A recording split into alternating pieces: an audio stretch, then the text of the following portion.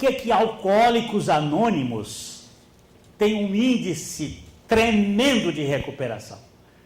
Porque todos ali são pesteados, alcançados. E eles nunca dizem assim, eu sou um ex-alcoólatra. Eles dizem, eu sou um alcoólatra em recuperação. Eles não se julgam libertos, eles se julgam alcançados. E estão num processo de aceitação, então eles se abrem. Por que que existe consumistas anônimos? Os consumistas anônimos também, existe a Associação dos Consumistas Anônimos. Tem gente que é compulsiva.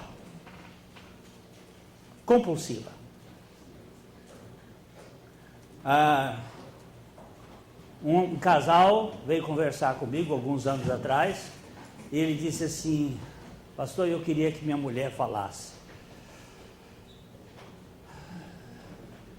Ela rodou, não queria falar, e ele disse, fala, meu bem. Ele não queria falar, fala, meu bem. Fale aqui. Aí ele disse, é que eu sou cleptomaníaca.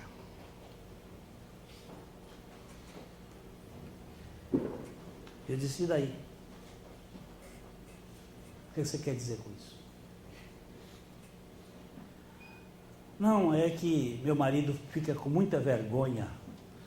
Eu vou às lojas, eu roubo e depois ele fica levando. Eu pego as coisas nas casas, depois vão para o jantar, eu pego as coisas, boto dentro da bolsa. Aí quando ele chega em casa, ele pega e leva e vai lá, entrega para a pessoa. Eu digo, a senhora quer ser curada? Ela disse, eu quero. Porque a cleptomania, todos os roubos são uma forma de chamar a atenção. A cleptomania é uma forma psíquica de chamar a atenção. Eu digo, a senhora quer ser curada? Ela disse, eu quero. Eu digo, pois bem, na hora que a senhora roubar alguma coisa, o seu marido vai com a senhora e a senhora vai devolver.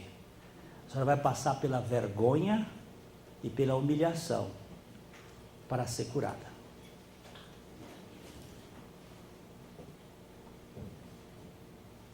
Então, a primeira vez que ela roubou um objeto na loja americana, depois, no outro dia, 2 dias depois, ela foi lá, procurou o gerente com o marido, e aí os dois se apresentaram, ela disse, eu roubei esse aqui é o objeto, eu vim aqui para devolver. Foi a última vez que ela pegou. Porque se expôs, saiu da toca. Desde pequeno, por causa do abuso sexual, eu me tornei ladrão. Eu roubava dinheiro da minha mãe, do meu pai, eu ia com um jeitinho e roubava. E passei a gente vai a primeira vez, a segunda, ninguém viu, na terceira e vai. Quando peguei uma vez, minha mãe me deu uma surra e fiquei mais ainda experiente no assunto, porque aí você se desenvolve com mais técnica, mais eficaz, porque, olha, não é o cacete que vai fazer, não é isso. E fui trabalhar no Rio de Janeiro, num colégio batista, e eu roubei algumas vezes o dinheiro lá no colégio, que eu trabalhava na tesouraria. Mas quando Deus tocou na minha vida, pela sua graça, eu fui um dia, procurei o diretor do colégio e disse, professor, eu vim aqui para dizer ao senhor que eu roubei dinheiro. Eu não sei quanto que eu roubei, mas roubei muito. E eu quero que o senhor faça uma conta para eu poder pagar. Eu não posso pagar tudo de uma vez, mas eu quero me dispor a pagar isto para... não é um ressarcimento aqui. Quando você faz uma coisa nesse sentido, que você ofendeu alguém, você deve tratar com essa pessoa. E naquele dia, o professor Herotildes Malta me abraçou, bem apertado. Disse: meu filho, você está perdoado.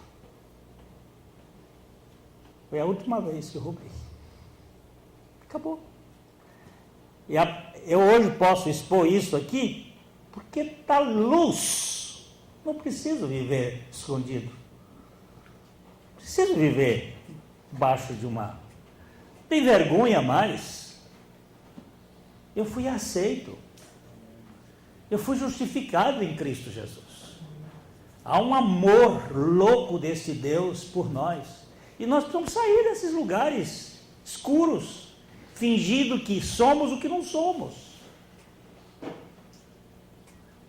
Aparentando ser aquilo que a gente não é. Então, ser curado da lepra externa é uma bênção. A aparência fica boa.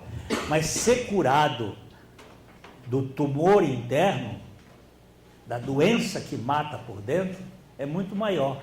A Bíblia diz que no caso de Naamã, a sua pele se tornou como de criança e ele foi purificado. A palavra purificado significa por dentro. Ele foi tratado por dentro. Não mais precisava viver vestindo uma roupa para aparentar ser o que ele não era. Ele agora podia vir abertamente, porque ele estava aceito. Ele é amado. Nós vamos trabalhar ainda este lado profundo da nossa identidade. O pecado favorito, predileto do homem é o sexual. Não é o da mulher, do homem. Esse é um pecado bastante incitante. E ele tem várias formas de manifestação, seja ela do ponto de vista das taras, que são implantadas numa certa fase. E nós temos a nossa história, ela tem 4 leitos. Eu já falei isso em outras oportunidades, mas ela tem 4 leitos que formam o que eu sou hoje, aos 66 anos. É o que vem dentro de várias experiências. Começa lá no Éden, em Adão, e que vem na minha genética XY, não XX. Na genética de Adão. Meu problema não está no X. Meu problema não é o X, é o Y. É aquilo que a Bíblia chama de morte. Por um só homem entrou o pecado no mundo, e pelo pecado entrou a morte. Graças a Deus que o pecado não entrou por Eva. Ainda que Eva tenha sido a primeira a comer da árvore. E por que não entrou por ela? Porque a ordem de não comer a árvore não foi dada a ela. Onde não há lei, não há transgressão. O pecado entrou por ele. E a salvação entrou por ela, pela mulher. Da semente da mulher, aquele que nasceu sem contaminação de pecado. Nasceu com um sangue sem o X, sem o Y do pecado. Depois, se vocês quiserem fazer pesquisa, entre num site chamado www.wytt.com.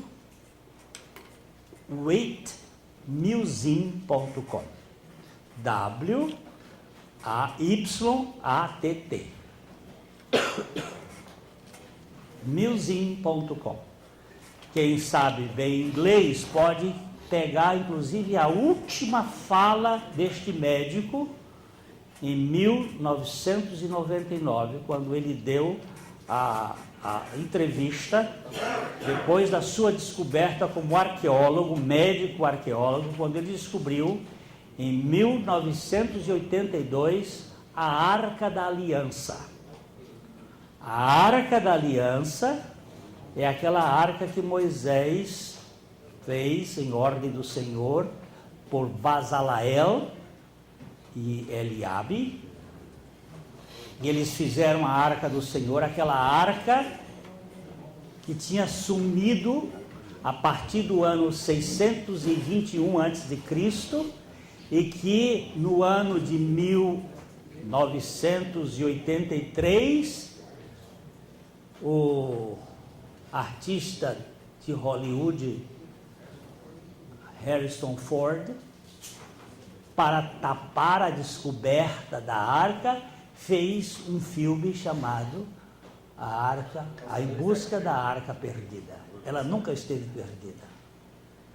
Ela vinha sido procurada desde o ano 70, quando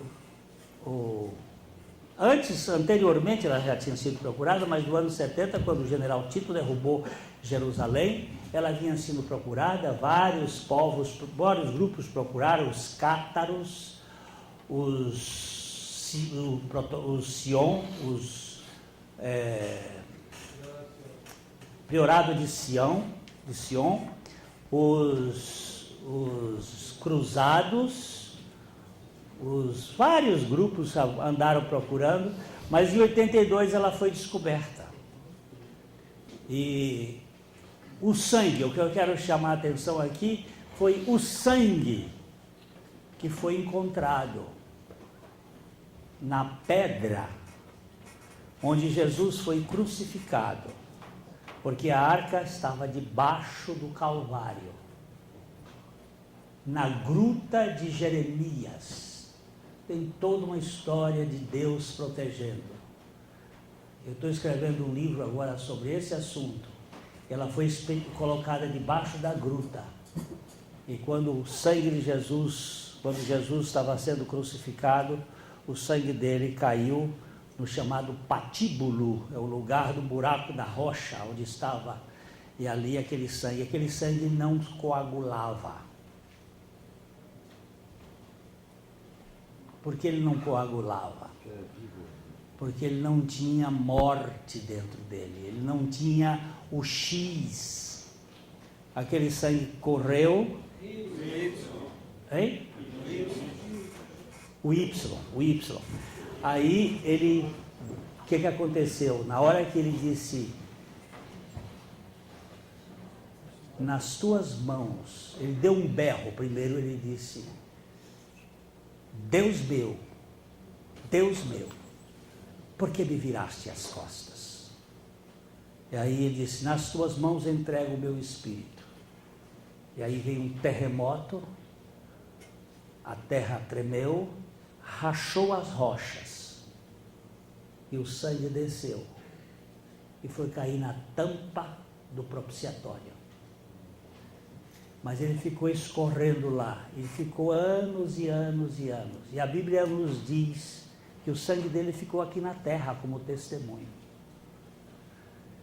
Só que em 82, Dr. Robert White vai lá e pega aquele sangue liofilizado, seco, leva para um laboratório, coloca soro nele e retorna à sua condição de sangue. E ao examinar, descobre que tem 24 cromossomos. Mas o homem não tem 46? Por que 24? Por que não 46 cromossomos?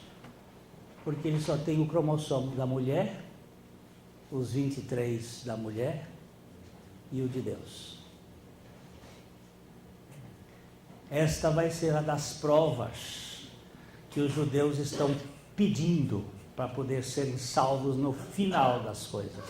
Essa prova chama-se: os judeus pedem sinal e os gregos buscam sabedoria, mas nós pregamos a Cristo crucificado.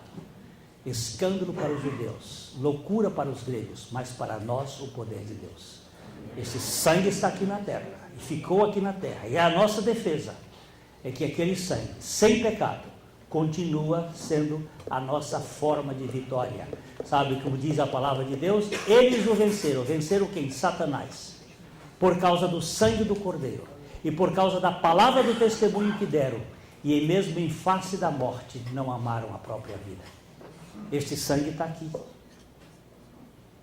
Ele não foi tirado. Há 3, diz a Bíblia, que testificam nos céus. O Pai, a palavra e o Espírito. E 3 os que testificam na terra: o Espírito, a água e o sangue. E esses 3 são unânimes. E nós temos um Deus que tem interesse em buscar gente fracassada.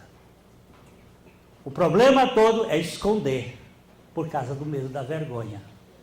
E eu queria só terminar esse nosso ponto aqui com um texto que está em www.wytt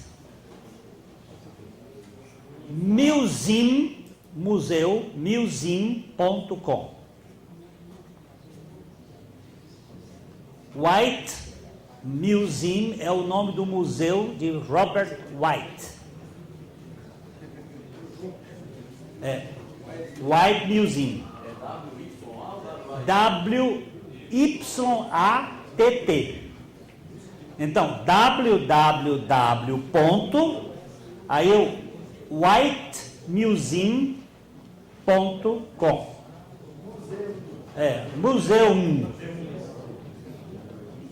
Museu.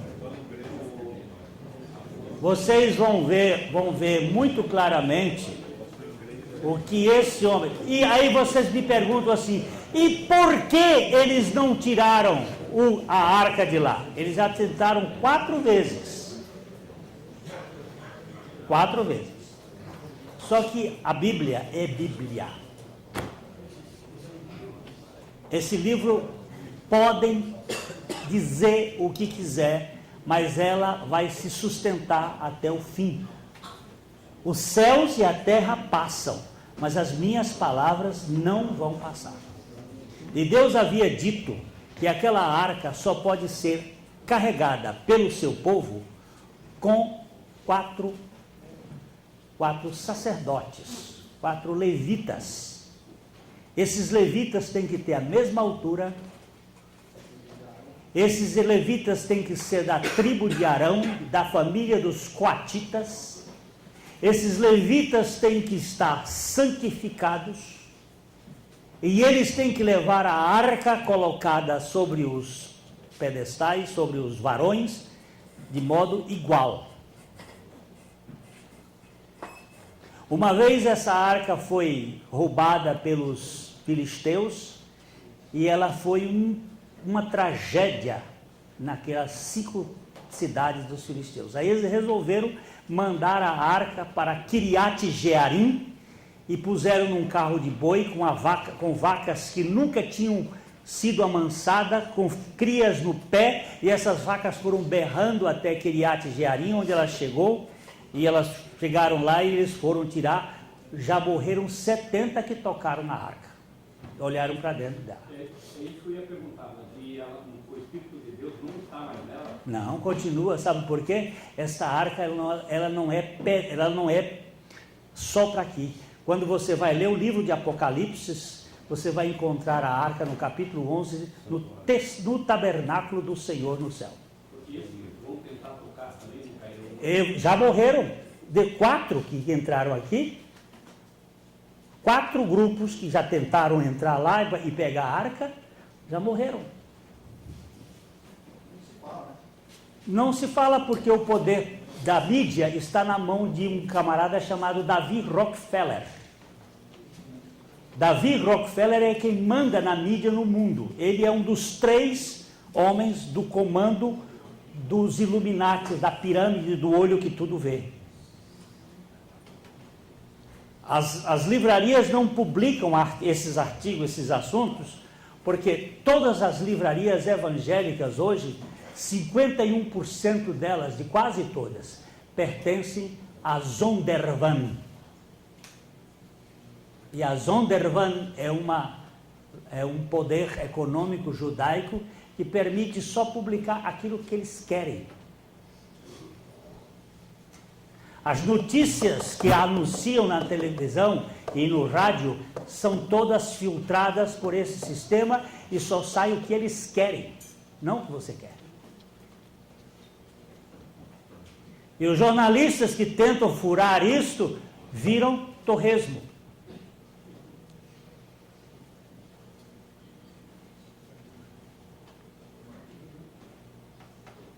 Tente mexer nesses assuntos.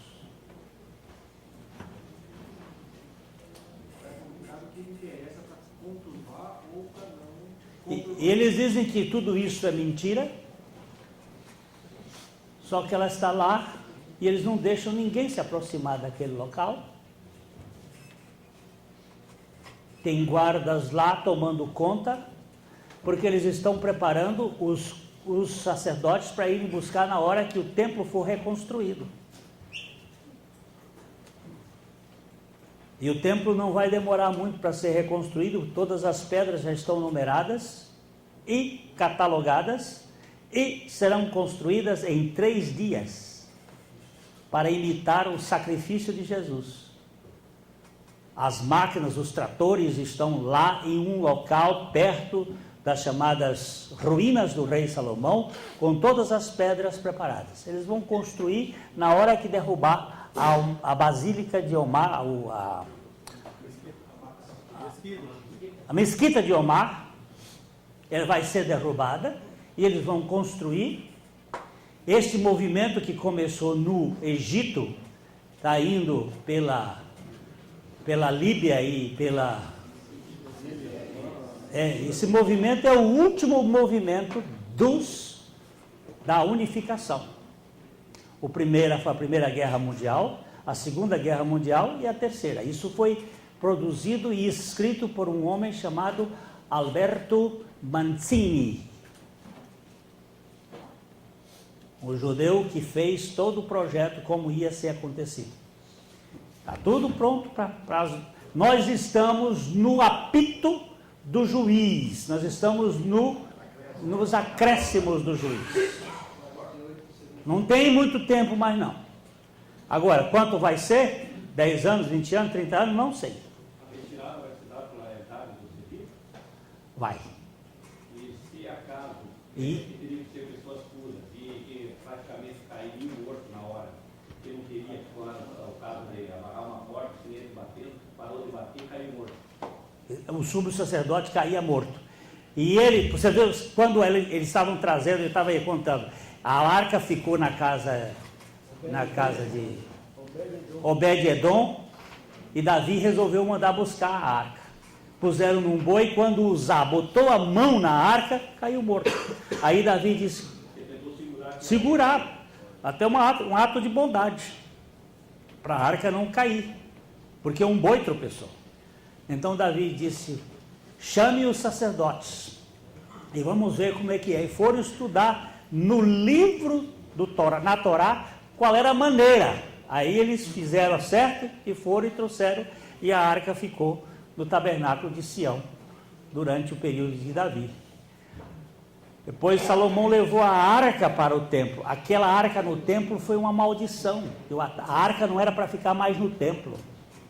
O tabernáculo foi construído por Davi era o lugar onde Deus queria morar para sempre, que era o tabernáculo móvel, que representa a igreja. Deus não mora em paredes, Deus mora entre o seu povo, no meio do seu povo, daqueles que foram alcançados pela sua graça. Deus não é Deus de pedra, Deus é um Deus de gente.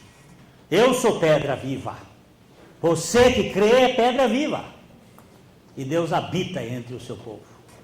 E é um Deus que ele tem santidade e tem graça, e tem princípios que são eternos. Agora, o que nós precisamos entender é que o sangue dele nos purifica de todo o pecado. Não só limpa, mas purifica. Se confessarmos os nossos pecados, ele é fiel e justo para nos perdoar os pecados, e não termina, e purificar de toda injustiça. Esse é um Deus que tem caráter e que tem condição de nos libertar de nossos traumas, de nossos medos, de nossas taras, de nossas ansiedades. É só sair da toca. Vem para a luz. Um dos versículos mais lindos que eu acho na minha Bíblia, no Salmo 36, é esse assim: na tua luz nós veremos a luz. A luz é Cristo. Eu sou a luz da vida. Quem me segue não andará em trevas, mas terá a luz da vida.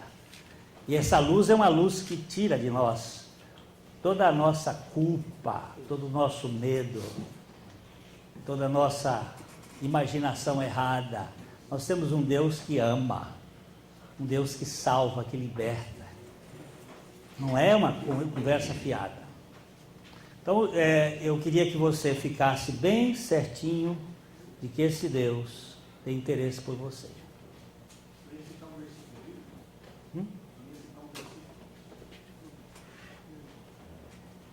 Um dia que eu estava para citar esse versículo. Nós perguntamos no site.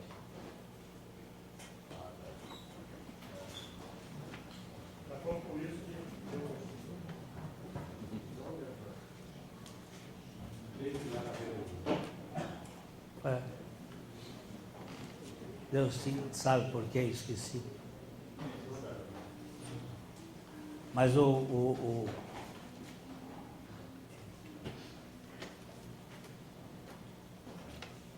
Ele não esquece.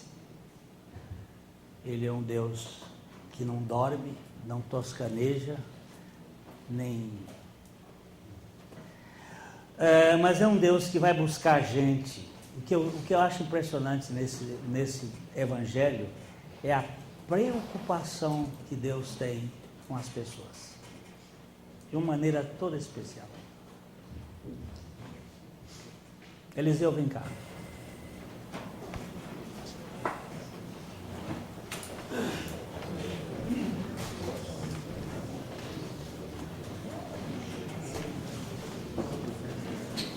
Você é dentista? Sou dentista, com a graça de Deus, sou professor universitário, tenho uma família maravilhosa, 2 filhas, uma esposa também dentista. Eu vivo em Cascavel faz 29 anos. Tenho um grande número de amigos. O que mais que eu posso dizer?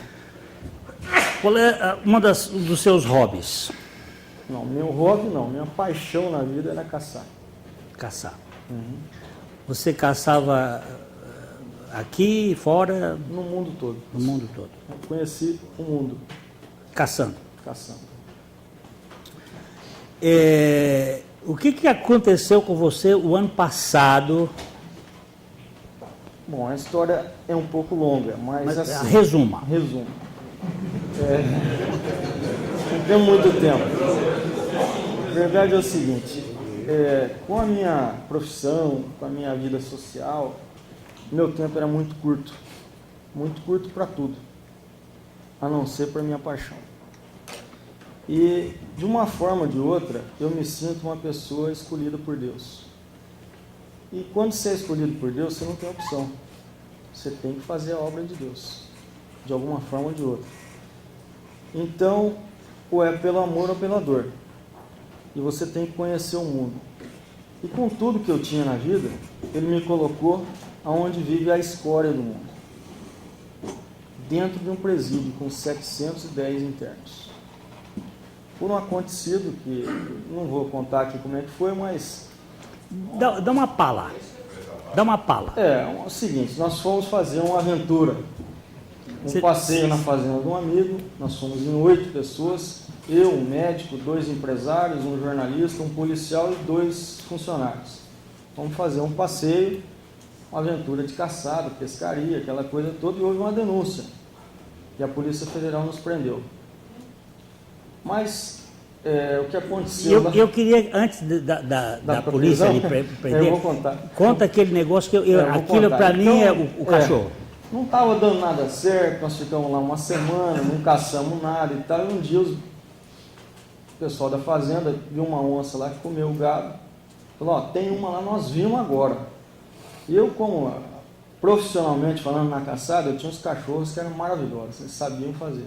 Então eu falei, vamos lá, né? Pegamos os cachorros e fomos, tinha o rastro da onça, onde ela passou, soltei os cachorros, o cachorro foi e tal, eu escutei o barulho. Tá lá, né? A hora que nós estamos chegando, assim, uns 30 metros, silêncio total. Aí o cachorro veio, olhou para mim, como se falasse alguma coisa, e foi embora com o carro. Eu falei, mas o que aconteceu aí? Que negócio é esse? E o meu companheiro do Paraguai, que o pastor conhece, também é irmão na Igreja Batista, ele falou, mas o que aconteceu? Eu falei, eu não sei, vamos lá pegar o cachorro. Pegamos, colocamos de novo, ele olhou e voltou para a caminhonete outra vez. Eu falei, mas não é possível, vamos procurar esse bicho. E procura, não achamos. E fomos embora, todo mundo sem saber o que tinha acontecido, e sem explicação. Quando a gente já estava lá dentro do presídio, ele falou para mim, rapaz, acho que foi Deus que fez aquele cachorro fazer aquilo para nós, porque se tivesse pego com a gente ia ser muito pior. Realmente ali começou o agir de Deus. E em todos os momentos que nós tivemos essa provação, Deus agiu. Dentro do presídio, com a minha família. Nesses 140 dias que nós ficamos presos, graças a Deus, meu trabalho ficou parado, não recebi dinheiro, mas não faltou nada em nenhum momento para minha família, tanto de apoio espiritual como material. E em tudo, lá dentro, nós somos vendo o mover de Deus, o agir de Deus, e as coisas foram acontecendo. E hoje eu me sinto bastante à vontade de falar com vocês aqui, das vitórias conseguidas por nós, junto com a palavra de Deus e o agir na nossa vida. Tudo tem acontecido tão maravilhosamente que eu nem me lembro do que aconteceu atrás. Lógico que foi difícil tudo, mas as vitórias são muito mais saborosas, muito melhores, né? E eu me lembro que quando nós chegamos no presídio, ficamos lá numa cela, todo mundo junto, não tinha o que fazer. Aí veio uma senhora, entregou uma Bíblia, que está ali comigo. Essa não me separo dela. E a primeira leitura que eu fiz foi um versículo do Apocalipse 2:10. Se vocês quiserem ler, eu não me lembro bem, mas se alguém puder ler para nós, vai dizer alguma coisa bastante interessante. Não temas as coisas que tens de sofrer. Eis que o diabo está para lançar em prisão alguns de vós, para ser exposto à prova, e tereis tribulação de 10 dias. Sê fiel até a morte, e dar-te-ei a coroa da vida. Quando eu li 10 dias, eu falei, meu Deus, o que eu vou fazer 10 dias aqui? É muito tempo, não dá certo. Mas os 10 se transformaram em 140. E foi um tempo precioso que eu pude ler, aprender um pouquinho da palavra e conhecer um pouco mais o ser humano, um lado que eu não conhecia. A solidariedade, o apoio, e aqueles pobres desgraçados que estavam lá, que a gente condena muitas vezes,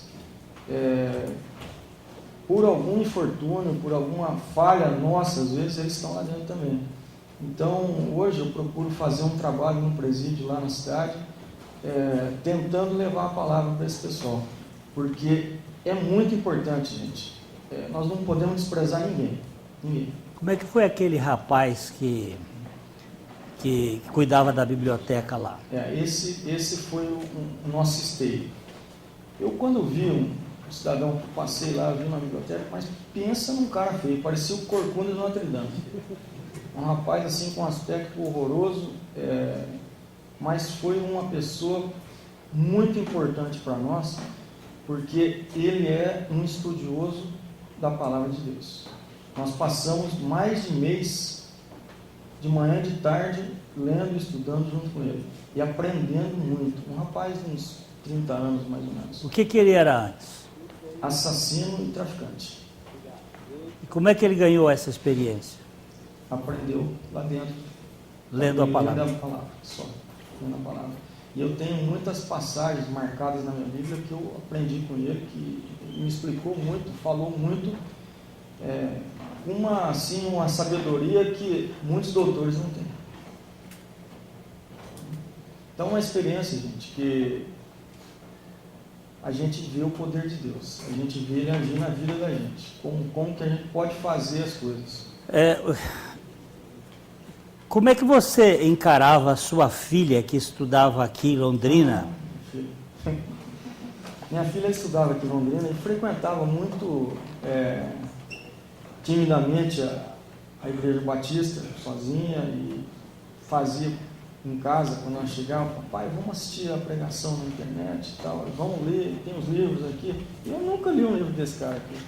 Só que o Léo foi obrigado a ler todos. Mais de uma vez. O dia que ela foi me visitar, ela me levou uma caixa. Eu falei: mas o que você está pensando, que eu vou ficar tanto tempo aqui para ler tudo isso? Li e aprendi muito. E hoje, minha filha, quando o pastor Adriano esteve lá em Cascavel, para ela foi a maior vitória a gente conseguir assistir um culto com a presença dele em família reunidos. Foi o que ela te disse. Ela chegava aqui na igreja, ela sentava sempre lá atrás, ia embora antes de terminar, quando terminava.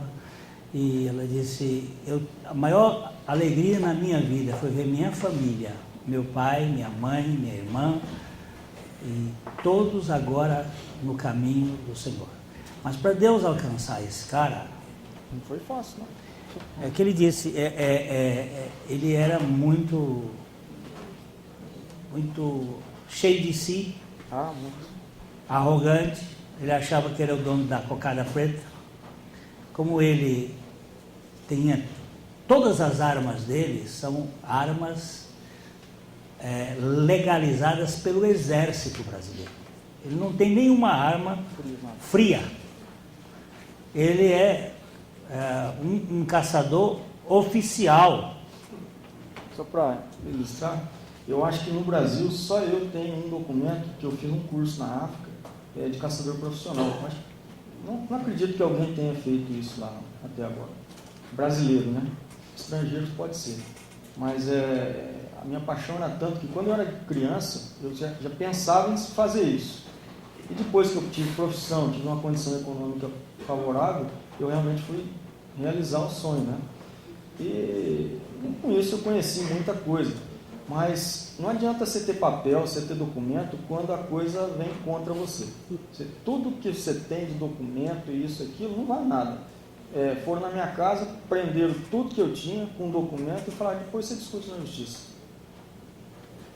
Irmãos, eu não entendi bem o cachorro e a onça. Por que o cachorro ia lá na caminhonete? Ele não quis que eu matasse a onça.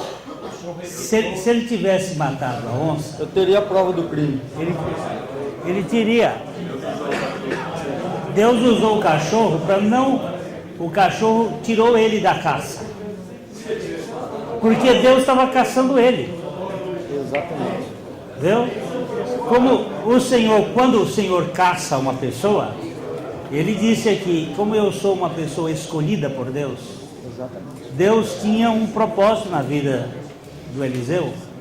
E tem outra, não foi só minha filha, não. Teve um outro irmão do Paraguai que o pastor Bruno conhece, muitos aqui de vocês conhecem, o Ulisses. O Ulisses é muito amigo meu e está na palavra, depois também de ter passado uma prova muito grande na vida dele. E nós conversamos muito. Eu sempre relutava e saía. Não era dirigido como eles gostariam que eu fosse. Então sempre fui relutante. Mas não adianta você lutar. Se for escolhido, meu amigo, você vai ter que ver. Né? Você vai porque Deus te pega, meu filho. Te pega, de um jeito ou de outro você vem. Deus é que estava caçando ele. Ele foi um bom caçador, mas Deus é melhor. É melhor. E Deus está caçando você também. Ele não quer você como um religioso da Igreja Batista, ou da Igreja Católica, ou da igreja qual for o nome. Ele quer você como filho. e faça a sua obra. Não fique fora. Não tem como você ficar fora. Eu hoje, depois de tudo que nós passamos, foi um prejuízo financeiro enorme, um sacrifício familiar, tudo isso. Mas, gente, o sabor da vitória é muito melhor. O que nós estamos passando agora, olha, só de eu estar aqui com vocês, olha quanta gente, quantos irmãos, quantas almas aqui, quantas pessoas boas.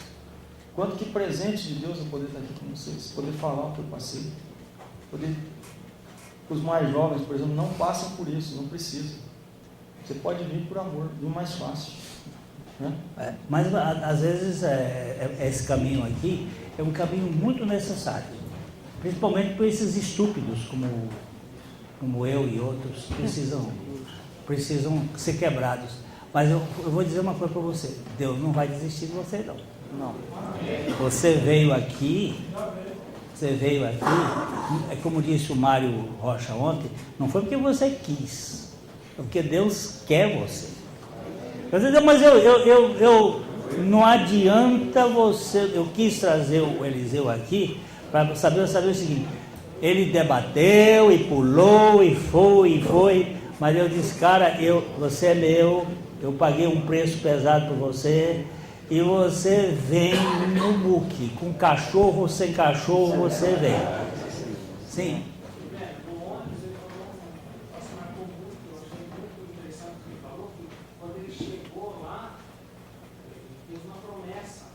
Ele tem que quebrar essa promessa. Eu achei muito importante, porque é Deus colocando a gente à prova. O que ele está falando é o seguinte: Deus prova a gente, testa você. Se você realmente está cumprindo o que você prometeu para ele, né? Então, quando eu entrei lá, eu falei, um dia, quando eu sair daqui, a primeira coisa que eu vou fazer, eu vou pegar esse cara que me denunciou e vou esganar ele. Esse eu vou fazer. Vou pegar esse cara. Então, não falei nada para ninguém, mas eu falei para Deus que eu ia fazer isso. E eu estou terminando um doutorado na Unicamp. E eu tive que... Ficou 5 meses sem ir às aulas. Mas estou firme lá. Até o Fernando me convidou para vir aqui. Eu falei, Fernando, não sei se eu vou poder ir, porque eu tenho que defender agora dia 25 de maio. Eu vou fazer minha defesa. Então eu estou estudando bastante. Mas depois eu falei, Fernando, quer saber de uma coisa? Eu vou lá, com defesa ou sem defesa, nós vamos lá. Aí eu fui lá a Campinas, passar uma semana lá e tal. No primeiro dia do hotel, eu estou lá tomando café da manhã. Quem que entra no hotel? O cara que me denunciou. Aquilo, rapaz, para mim foi um choque tão grande de eu ver aquela pessoa lá. Mas eu falei, olha, eu acho que Deus tem um propósito para esse cara aí, muito mais do que eu. Não deixei nem que ele me visse e fui embora. Então, como é que pode ser uma coincidência tão absurda assim? Esse cara, ele estava no Mato Grosso e ele fugiu do Mato Grosso, ele foi para São Paulo. Ninguém sabia do paradeiro dele. E Deus colocou ele na minha frente na primeira vez que eu fui lá. Então, o que mais? O que mais que eu preciso de prova? Ele quando viu o cara, estava com outro amigo. Ele estava aqui ontem, acho que ele não chegou ainda, mas ele vem aqui, ele falou, meu Deus do céu. O cara está aí, o que vai acontecer com o Eliseu? E o Eliseu disse, deixa um momentinho que eu vou falar com Deus. E quando falou com o Senhor já botou no coração dele o perdão, já botou no coração dele a graça, diz, não, deixa isso comigo que eu que vou cuidar dele. E é Deus que cuida de cada detalhe. Cada detalhe. De cada detalhe mesmo. Então, eu só tenho que me ajoelhar todo dia, agradecer a Deus, a graça que Ele tem me dado, a minha família, a meus amigos, poder estar aqui com vocês e tentar fazer e seguir a palavra o mais possível. Não tente não, deixa que Ele carregue você. Tá bom. Não tente não. Obrigado. Obrigado. Não tente querer viver a vida cristã que você não é capaz. Deixa que Deus faz esse serviço. É só abrir o coração para Ele, dizendo assim, ó, estou aqui, entrego nas tuas mãos minha história, meu passado, minha coisa, e recebo como fato que eu estou crucificado com Cristo. É Bíblia. Eu estou crucificado com Cristo e não vivo mais eu, mas Cristo vive em mim. Creia na palavra de Deus. Nem só de pão viverá o homem, mas de toda palavra que sai da boca de Deus. Não é que saiu, é que sai, está saindo. Pão quente, comidinha quente, sai da boca de Deus. É que Deus em Cristo, a palavra, morreu uma morte que era sua. Aquela morte não era dele, aquela morte era sua, era minha. Só esqueci de falar uma coisa, pastor. Eu mudei a data do meu aniversário. Não é mais 30 de janeiro, é 6 de dezembro. 6 de dezembro. No dia que você saiu. É o dia que você teve uma experiência de libertação completa. E você guarde uma coisa: Jesus morreu, aquela morte há 2000 anos atrás, ele tinha em vista cada um de nós. Mas como é que ele sabia que eu ia nascer? Bem, Deus é onisciente. Ele nos elegeu antes da fundação do mundo. Nos colocou em Cristo Jesus na morte dele. E quando ele morreu, quem morreu? Você, Júnior, estava lá. Você disse, como que eu estava lá? Estava na raça humana. Ele morreu como o último Adão. Depois do último, quem vem? Depois do último, não tem mais ninguém. E ele ressuscitou como o segundo homem. E eu estava nele na cruz e eu estou nele na ressurreição. Ele vive em mim. Eu não sou um religioso. Eu estou na igreja batista, podia estar na igreja metodista, podia estar na igreja católica, podia estar na igreja presbiteriana, podia estar na Assembleia de Deus, podia estar em qualquer igreja. Isso aí não é o problema. Nenhuma dessas igrejas aí merece crédito, porque onde tiver gente, tem bagunça, tem confusão. Mas tem os filhos de Deus. Se você lê as 7 igrejas do Apocalipse, você vai ver que algumas delas não teve nenhum elogio, só tinha defeito.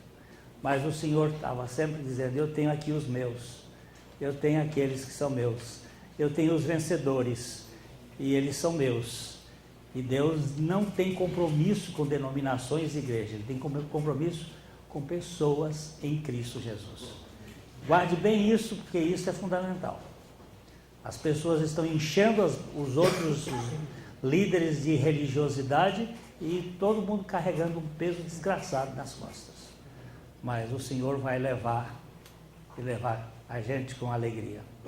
O doutor Edgar me contou uma vez que ele estava fazendo um curso lá na Alemanha e tinha uma imagem, um quadro de uma pessoa subindo uma montanha com uma criança no ombro. E alguém pergunta para ele, não está pesada? E ele responde, não é um peso, é meu irmão. Isso não é um peso, é meu irmão. Meu irmão não é um peso para mim, é meu irmão. Se meu irmão está sofrendo, ele é meu irmão. Jesus não veio para fazer religião, veio fazer filhos e filhas de Deus e meus irmãos. Assim se cumpre a lei. Vai as cargas dos outros. É o amor. É o amor. E no amor a gente pode abrir. O amor a gente pode se revelar.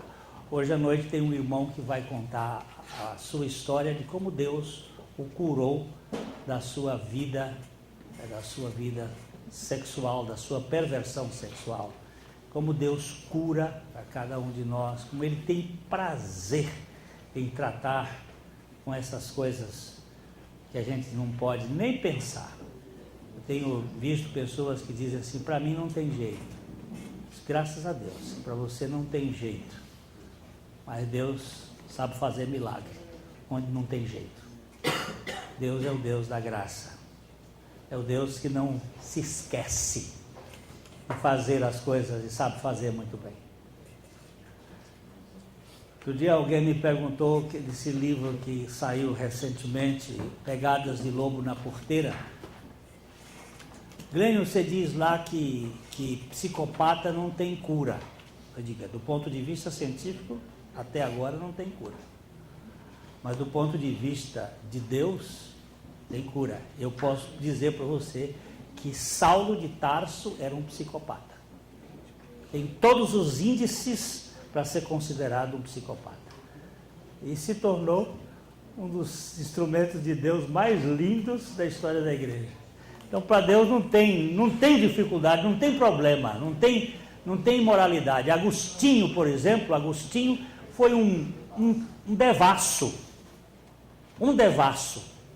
Ele viveu dos 16 aos 32 anos como um monstro. Ele dizia que não tinha noite que houvesse mulheres suficiente para satisfazer a sua potência sexual. Mas um dia que ele estava lá, sentado num canto, ele ouviu uma criança cantando. Ele disse que não sabe se era a voz de menino ou de menina, mas que cantava uma música de roda que dizia: Tollati et legere, toma e lê. Aí ele abriu, pegou a Bíblia. Naquele tempo a Bíblia era em rolo. Quando ele abriu, ele disse: não em orgias, não em podicícias, não em embriaguez, mas vós que vos revestistes de Cristo vivereis. Aí aquele disse que naquele instante Agostinho morreu. Cristo veio ser a vida de Agostinho. Aí a amante dele, que tinha passado uns dias procurando por ele, que ele tinha sumido, encontra com ele numa das ruas e diz: Agostinho, faz 3 dias que eu te procuro, onde tu estavas? Ele disse: Agostinho não está mais, ele morreu, Cristo vive nele. E passou a ser aquele homem de Deus extraordinário, um monstro.